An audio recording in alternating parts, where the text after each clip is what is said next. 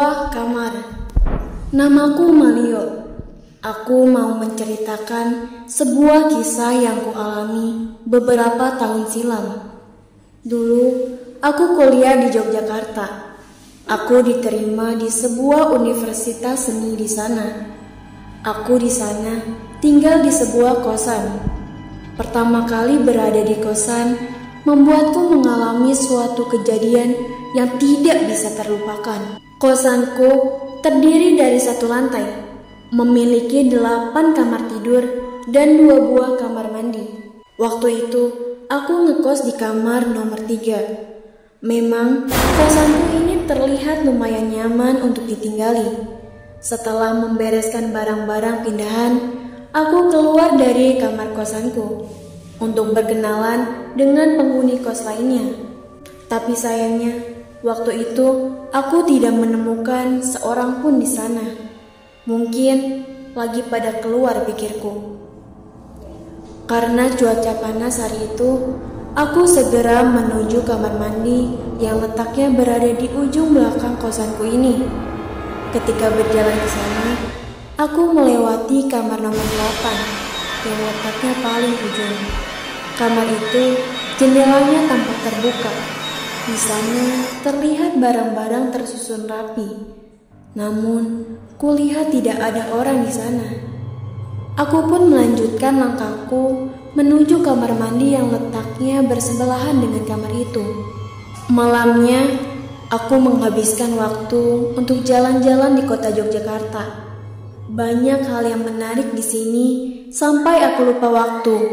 Dan tak menyadari ketika pulang, jam tanganku hampir menunjukkan jam 1 malam. Kosanku pun masih dalam kondisi yang sama, sepi. Sebelum masuk ke kamarku, tiba-tiba perutku terasa mulas. Aku pun bergegas ke kamar mandi. Sampai di depan kamar mandi, aku mendapati pintu kamar mandi yang satunya tertutup. Rupanya ada orang di dalamnya. Aku berjalan ke kamar mandi yang satunya lagi, yang letaknya berhadapan dengan kamar mandi itu. Namun, di pintunya terpampang sebuah tulisan dari kertas yang isinya memberitahukan bahwa kamar mandinya sedang diperbaiki dan belum bisa digunakan. Akhirnya, aku kembali ke kamar mandi yang tadi. Karena sudah tidak tahan, aku mencoba untuk mengetuk pintunya. Awalnya tidak ada jawaban. Namun, tidak lama ketukanku dibalas dari dalam. Aku menunggu beberapa saat di depan kamar mandi itu sambil menahan sakit perutku. Setelah lama menunggu, tak lama pintu kamar mandinya terbuka. Dan keluarlah seorang laki-laki berbadan agak gemuk dengan memakai kaos oblong putih dan rambutnya agak keriting. Dia tersenyum kepadaku. Aku pun membalas senyumannya. Dia lalu berjalan masuk ke kamarnya yang ternyata ada di nomor 8. Aku tidak sempat berkenalan dengannya malam itu. Besoknya, aku terbangun agak siang. Aku melihat jam menunjukkan pukul 10 pagi. Suasana di luar tampak sepi.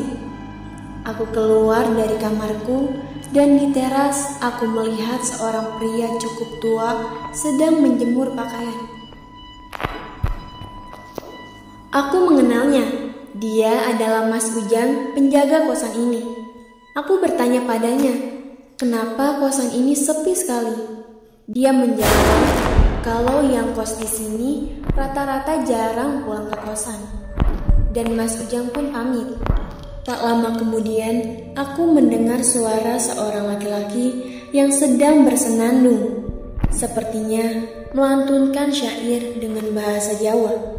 Namun, suaranya tidak begitu jelas.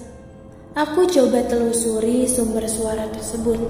Ternyata berasal dari kamar nomor 8. Aku segera bergegas menuju kamar itu, sekalian bermaksud berkenalan dengan orang tersebut. Di dalam, terduduk seorang laki-laki yang sepertinya dia yang ketemu denganku tadi malam di depan kamar mandi. Dia menembangkan lantunan Jawa sambil duduk bersila membelakangiku dan menghadap ke tembok. Pintu kamarnya sedikit terbuka, jadi aku bisa melihat ke dalamnya. "Permisi, Mas," ucapku. Ketika kusapa, laki-laki itu berhenti bernyanyi. "Saya warga kosan baru sini. Nama saya Malio," ucapku lagi. Namun dia tidak menjawab, malah melanjutkan bernyanyi. Dengan sedikit kesal, aku pun kembali ke kamarku. Menurutku, dia juga jurusan musik, karena memang daerah sini dekat dengan kampus seni. Waktu pun berlalu. Suatu malam, aku mencari makan di luar dan kembali ke kosan jam 9 malam.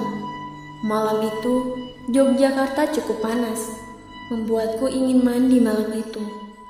Aku bergegas ke kamar mandi dan saat melewati kamar 8, kamar itu terlihat gelap. Aku pun lanjut ke kamar mandi dan mulai membersihkan badanku. Tiba-tiba terdengar seseorang mengetuk pintu kamar mandiku. "Ya, tunggu bentar ya," ucapku.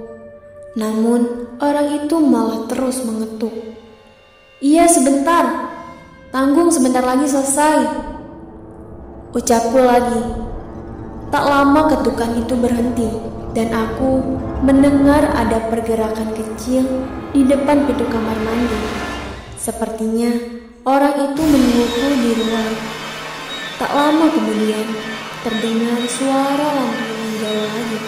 Kupikir dia adalah penghuni kamar nomor 8. Setelah selesai, aku bergegas keluar kamar mandi dan lantunan itu masih terdengar. Ketika aku buka pintunya, suara nyanyiannya terhenti. Anehnya, di luar tidak ada siapa-siapa. Aku mencari-cari orang itu. Tidak mungkin badan sebesar itu dengan cepat berlari dan menghilang dari pandanganku.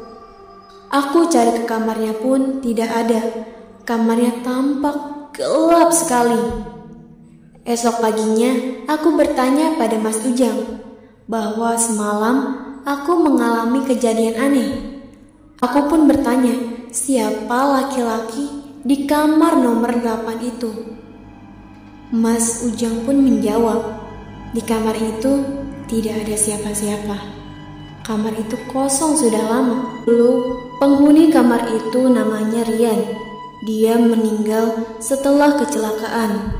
Tapi kejadian itu sudah cukup lama, sekitar setahun yang lalu. Memang barang-barang Rian masih ada di kamarnya sampai sekarang, karena tidak ada keluarganya atau siapapun yang menjenguknya dan membawa barangnya. Aku pun hanya bisa terdiam, karena takut esoknya aku pun memutuskan untuk pindah kosan ke tempat lain.